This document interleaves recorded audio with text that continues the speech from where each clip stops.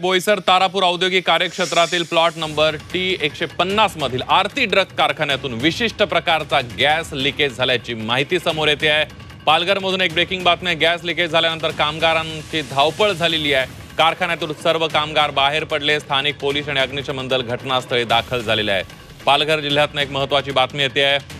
पालघरच्या बोईसर तारापूर औद्योगिक कार्यक्षेत्रातील प्लॉट नंबर T150 मधील आरती ड्रग्ज कारखान्यातून एक विशिष्ट प्रकारचा गॅस लिकेज झालेला आहे अशी माहिती समोर येते।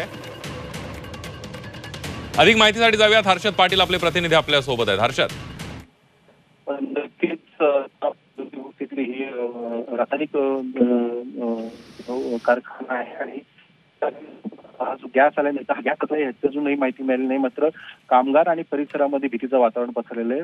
सध्या अग्निशमन दल पोलीस घटनास्थळी दाखल आहेत। कामगारांना बाहेर काढण्यात यश आलेलं, त्याप्रमाणे त्या भागात कोणी जाणार नाही याची सुद्धा दखल घेतली जाईल। दुसरीकडे पाऊस चालू आहे।